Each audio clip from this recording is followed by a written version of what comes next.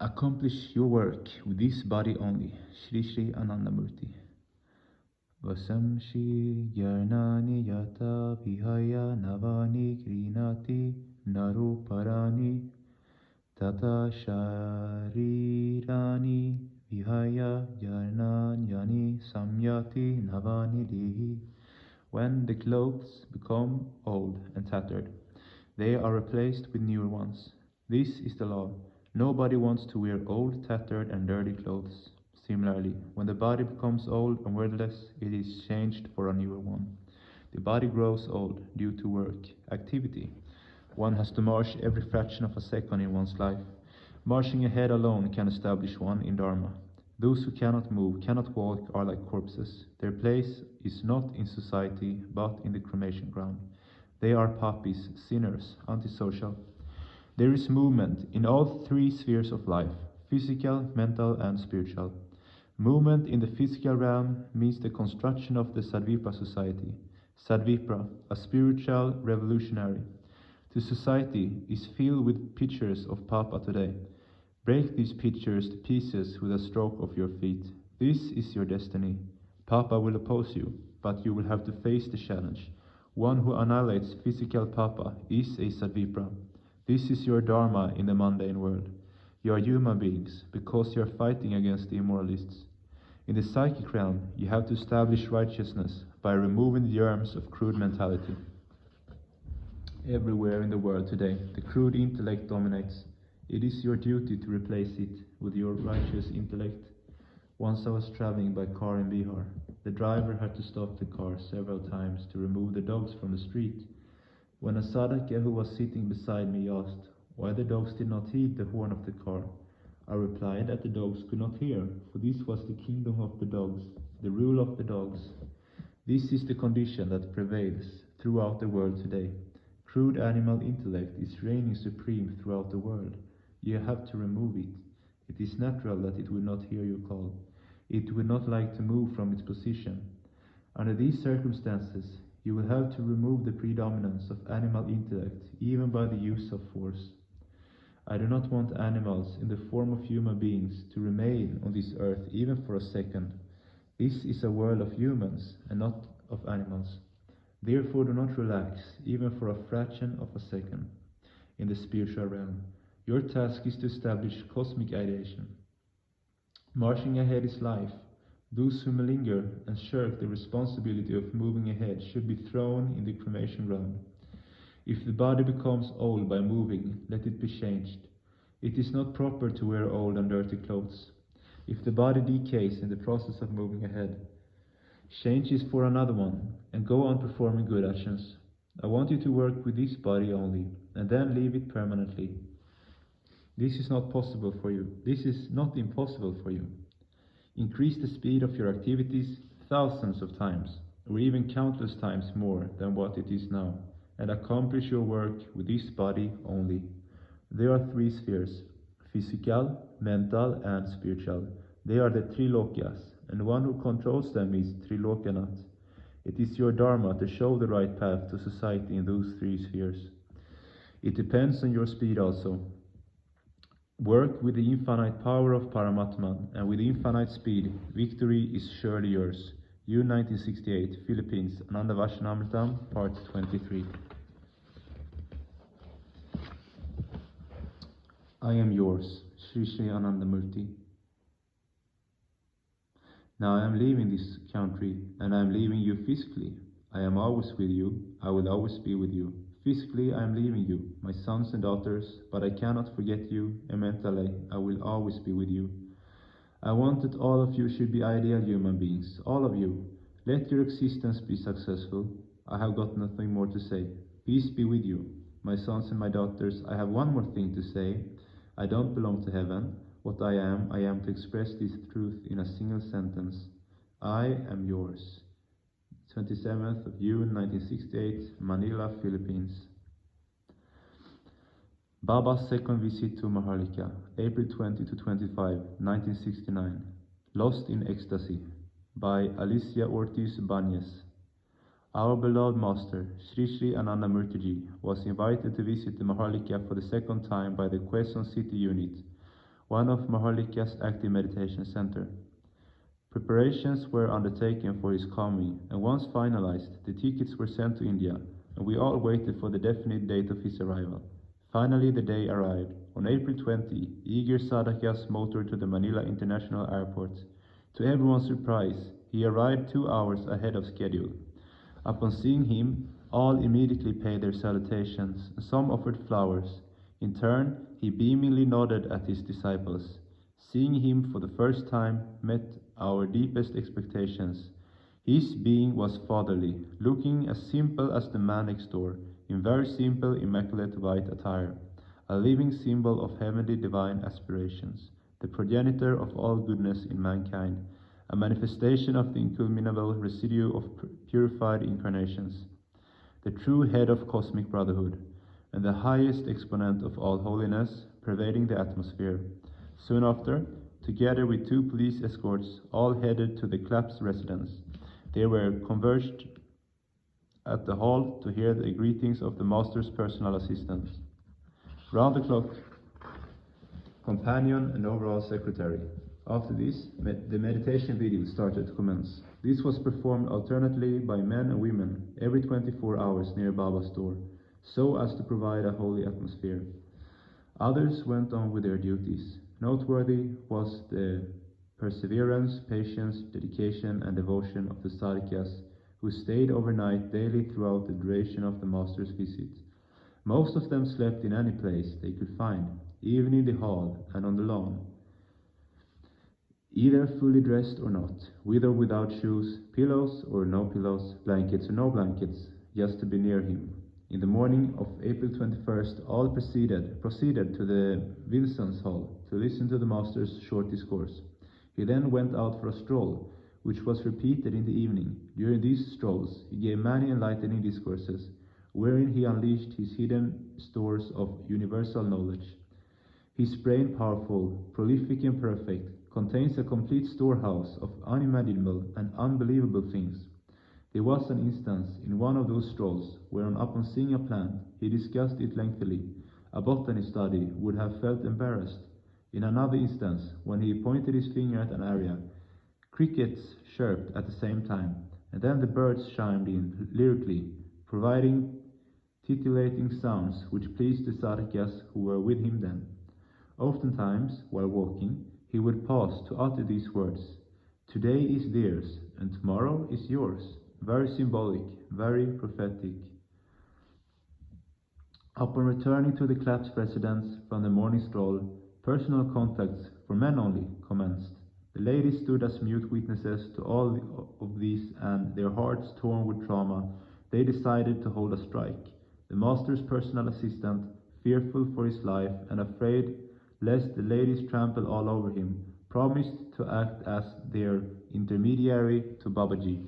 Their wishes were granted, when next day and in the days to follow, Babaji gave group contacts for ladies.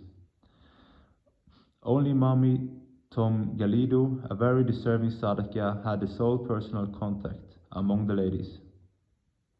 Sometime during the day, Baba came out of his room, cast a sweeping glance at his Sadakas gathered in the hall. He was obviously pleased by what he saw, and went back to his room in the same inconspicuous way that he came out. In the evening, a short discourse was delivered by the personal assistant at the lawn. Babaji came out for the general darshan, or personal appearance, to give an enlightening discourse. Thereafter, for the 3 consecutive nights, Babaji appeared in front of the numerous Sadakas to give very pleasing discourses. The devoted Carbonell couple usually led the morning and evening meditations, complete with songs with Our Father as the starter. On the following day, Tuesday, April 22, significant events took place. In the morning, Ananda Marga wedding ceremonies were performed, officiated by the sectorial secretary, in front of the faithful congregation of Sadakas. Those married were Bro Manuel Patsis and Sis Lilia Abiog, and Bro Amancio Donato and Sis Magdalena Galludo.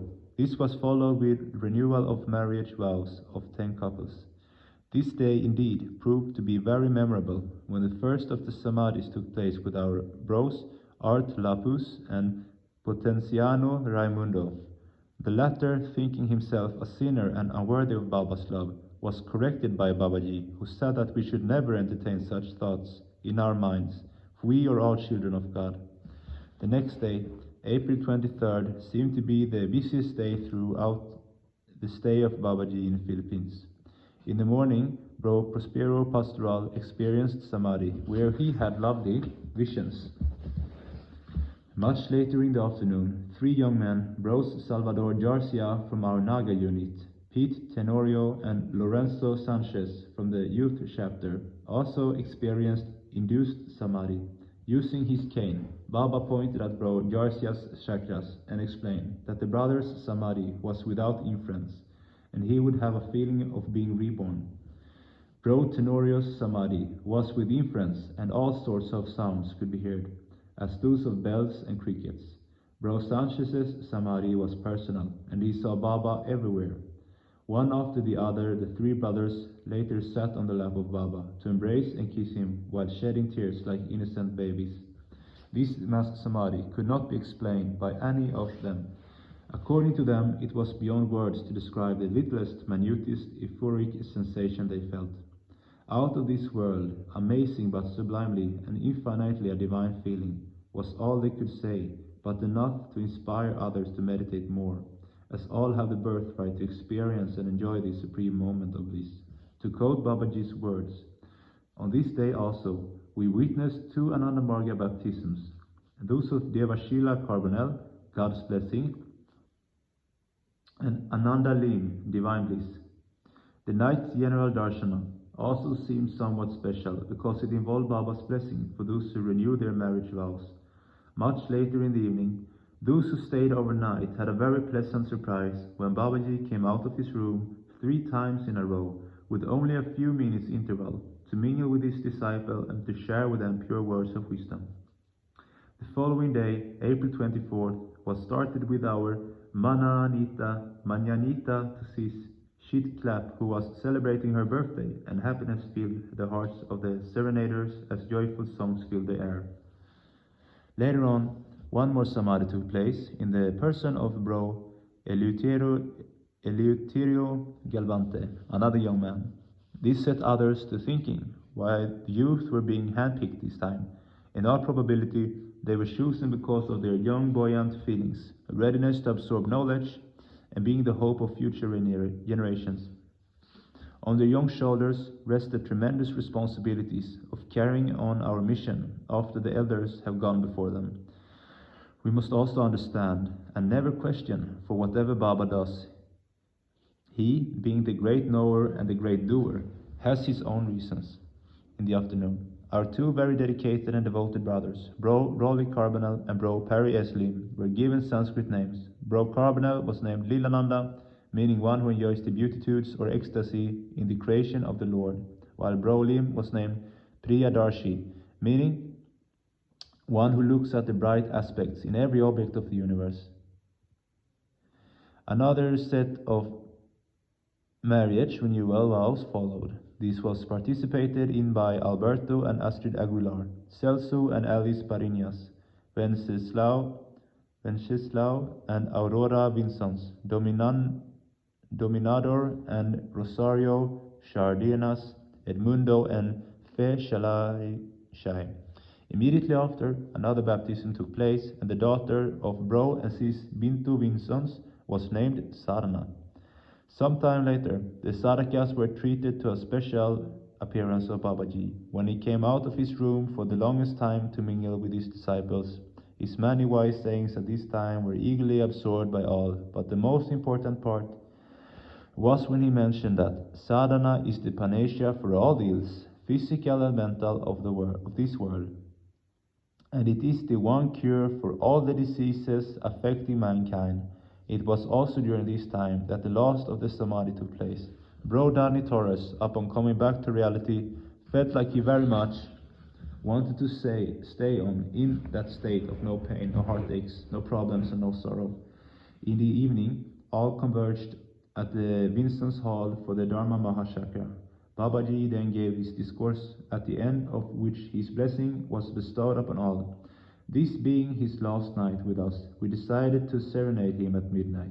Each one of us held a little candle as we sang with all our hearts and souls. On the morning of April 25, Baba gave a very short message, emphasizing the value of our sadhana in warding off evil forces and to help us face all adversities of life. In the afternoon, Baba delivered his last message, stating these very touching words, "I'm yours."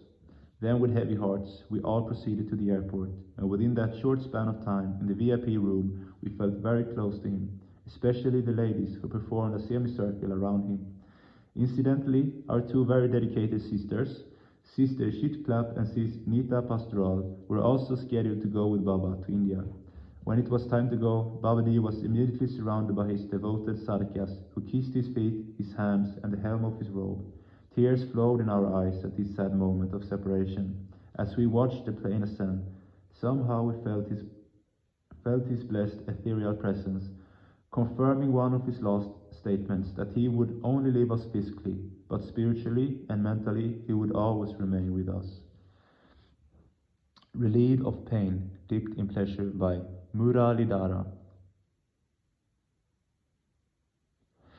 For the second time, Baba and his entourage visited us on April 20, 1969. They arrived 1 hour ahead of schedule. The AMPS secretary said that Baba willed it by creating so much thick clouds, thus the airplane could not make its scheduled stopover, and reached Manila ahead of schedule. On this second trip, Baba and his entourage stayed at Bro Brent Clapp's residence in Blue Ridge, Quezon City. While reclining on our wooden sofa, I received a telegram informing me of Baba's arrival that morning. That time, I was confined at home, suffering from swollen legs and feet, with a painful swelling due to rashes. At the same time, my wife Sati was also confined at the Fabelas hospital for some ailment.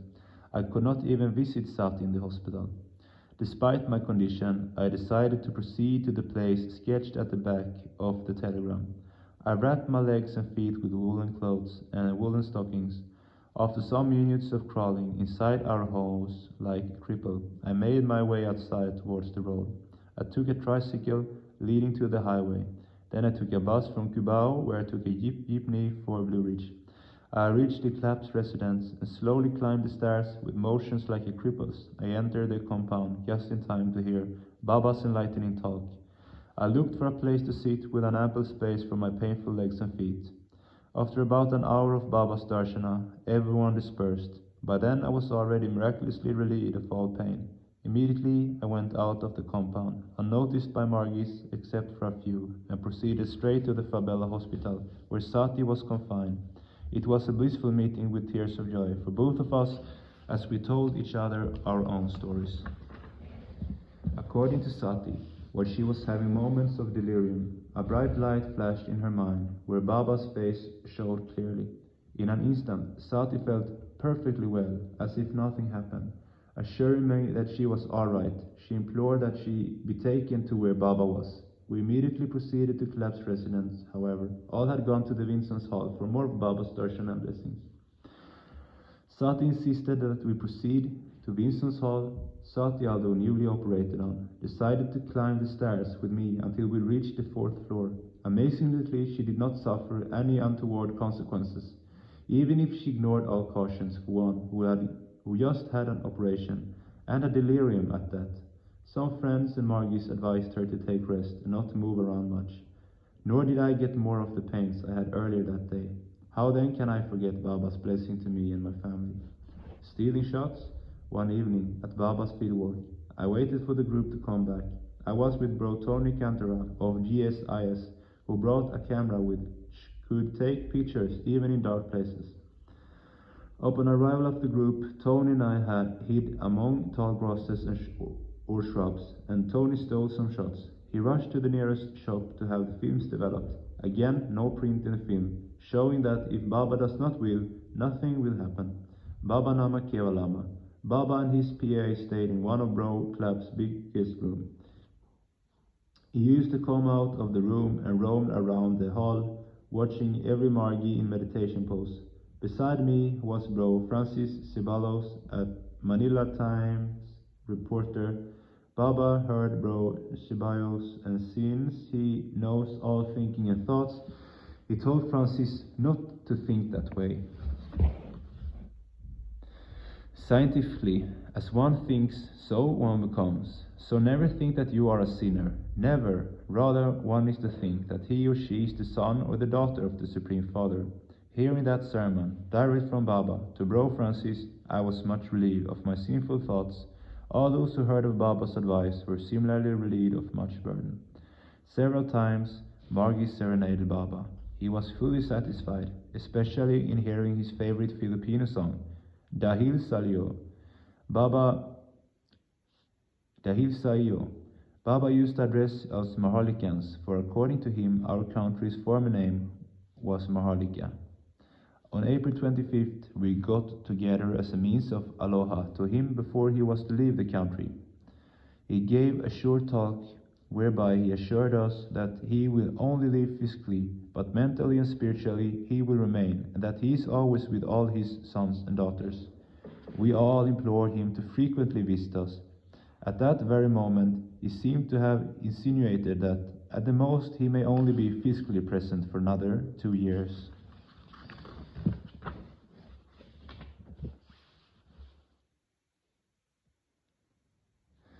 Life is Short by Satyajita. Baba came to Mahárliká again on the evening of April 20, 1969.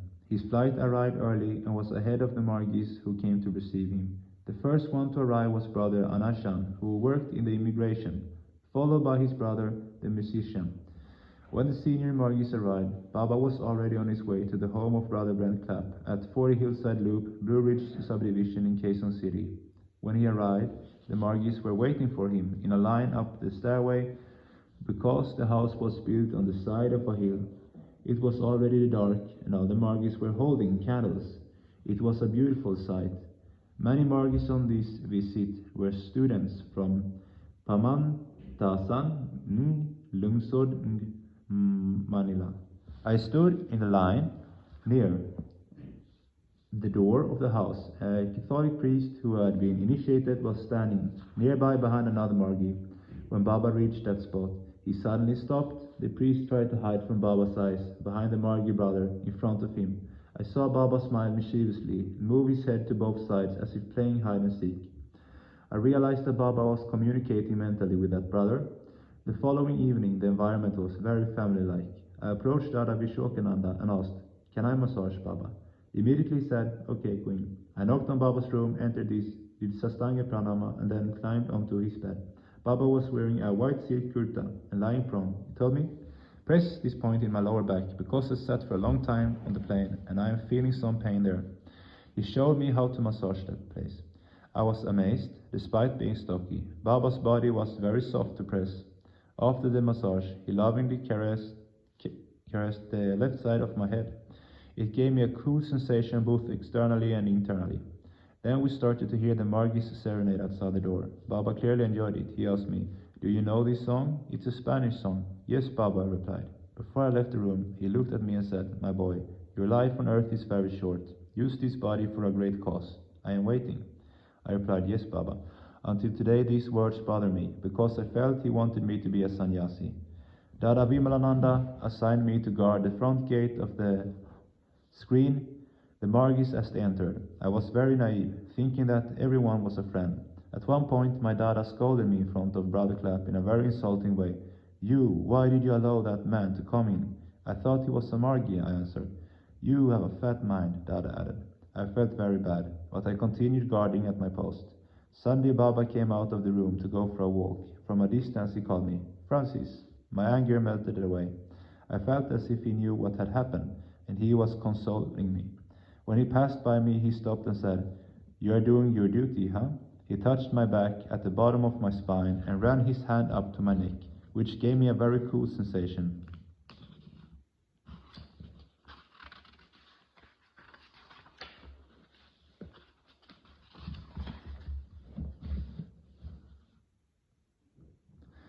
One afternoon, Baba came out of his room unexpectedly and walked towards two adolescent Margis who were playing chess. One was Jun Ramos, son of the Ananda Marga president. They were so absorbed in their game that for a few moments they did not notice Baba standing beside them. When June finally raised his head and saw Baba watching, he became shy. Baba asked him, "Do you want me to play a tournament with you?" Before he could reply, Baba continued, "Don't you know that life is very short?" I felt that he used this incident to remind everyone to use their time in a productive manner, and I never developed the interest to learn chess. Another afternoon, when he came out of his room, he stopped in front of a little boy who was about 5 or 6 years old. Baba stooped down and sweetly asked the boy, "Do you want to exchange my name with your name?"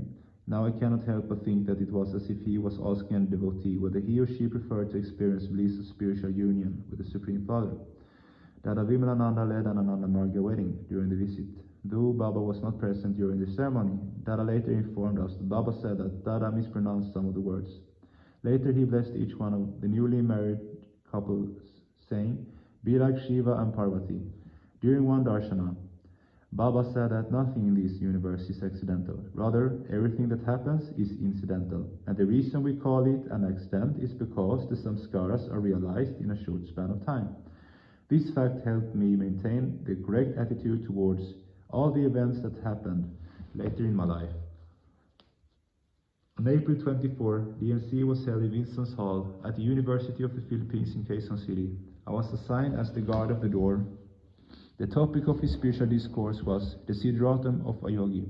As Baba was speaking, Dada Vimalananda placed a glass of water at his left side, and then he remained seated beside him. As Baba talked and gestured suddenly, he hit the glass and knocked it over. Baba scolded Dada in Hindi. After this discourse was over, I asked Dada if I could massage Baba, and again he agreed. So I entered and started massaging. He asked me, "Did the Margis like my lecture?" What could I say? I was at a distance and did not know, but I answered, "Yes, Baba." In my mind, I thought that this was very important. When I finished my massage, I thought he was asleep. Before I left, he caught my hands and started to lovingly massage them. He asked, "Am I causing you so much trouble, my boy?" I replied, "No, Baba," and went out. During one afternoon talk, Baba was surrounded by a group of young students of Mantasan Nung Lungsod Nung Manila. He explained that Mahakala is the one who can raise the Kundalini of others. Later he waved his hand at the boy sitting in front of him in meditation and said, "Enjoy the bliss, my boy." The boy slowly leaned back and fell over in samadhi. Baba indicated that the others should move back and give him room. I realized that this demonstration proved that Baba was Mahakala. The atmosphere after his talks was very sweet and family-like.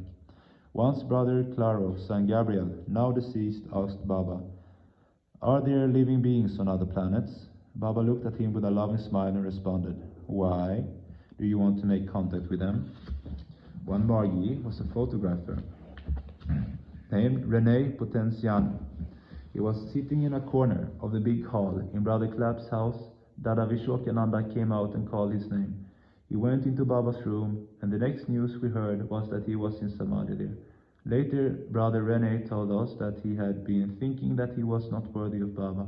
Soon afterward, he decided to become an Acharya. During the PC of Brother Manuel Passis, married to a Margi doctor, Baba touched his abdomen and asked whether he had pains there. He confirmed that whenever he breathed deeply, he felt a sharp pain. Baba revealed that he had cancer of the pancreas and was going to die. Then Baba said, "You'll be okay now." The pain suddenly disappeared. Nanong embraced Baba with all his might. From then on, there was no more indication of the disease. There was an elderly Margi sister that the young Margis called Mami Tim Lavong Galido. She worked very hard raising money for Nana Morga and doing social service. She was the only sister who allowed to have PC with Baba. Afterwards, she told us that when she was in Baba's room, she heard very beautiful flute music. The music made her visualize a lotus flower opening. Baba thanked her and encouraged her to continue her service to others. A Margi movie actress, Patria Plata, was cooking with some other sisters in the kitchen. Later, she told me that she and the others were very angry with Dada Vimalananda for making them lose the opportunity to see Baba. Suddenly, they saw Baba standing in the kitchen behind them saying, "I'm sorry for my son." Later, they felt very ashamed at what they had been saying. One brother Remigio was a member of the Rosicrucians and was very interested in occult powers. During his PC, Bábá beat him for misutilizing his potentials to get occult powers. He said that it felt as if his body was splitting in two during the beating. 2 days before he left Mahárliká, Dada Vimalananda told us that Bábá said his last day would be his most painful day. During his last darshana at Brother Clapp's house, which was later published in the book Bábá's Grace, I was sitting beside him. At the beginning the mood was very sweet, but when Bábá started crying, as he looked at everyone, I saw his tears flowing continuously, and he was wiping them from under his eyeglasses. There was total silence. When he stood up to go, everyone was crying. Soon after Bábá left, Dada Vimalananda was sent to the United States, and Dada Umeshwarananda was sent to Australia. Dada Sumitananda arrived to work as the new Manila sectorial secretary. Dada agreed with the senior Margis that we needed to get a bigger place where we could also open an orphanage, so we moved to the second Yagliti, or Mayaman Street Teachers Village, Quezon City. A week later, a tape of Bábá's Manila DMC discourse in Vincent Hall became available. This was the discourse that Bábá had asked me about when I massaged him. I felt that the hidden message behind his question was that I should memorize it. I learned it by heart to please him, not knowing that it would become one of my most important spiritual treasures that would link me to him every moment of my life.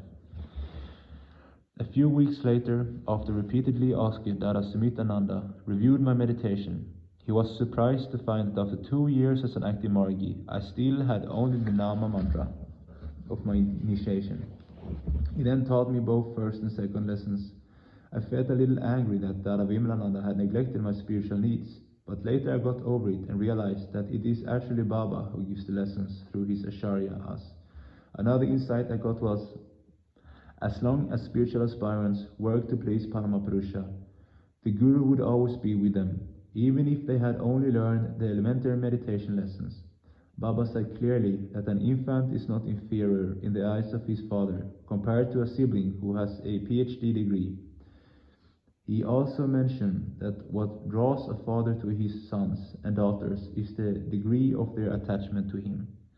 Dada Sumitananda was succeeded by Dada Advaishananda, the best practical demonstrator of the science of intuition I ever met. In 1972, I completed my medical education. My guru let me earn a medical degree, MD, after 4 years of singing Kirtana, following the 16 points, encouraging countless students to practice meditation, and distributing medicines and relief goods to thousands of disaster victims and poor people in emerged medical camps. I always thought that my MD title stands for Mahakaula Dependent. How it happened, I don't know, he said. Do my work and I'll do yours. I just tried to surrender and follow this advice without much questioning.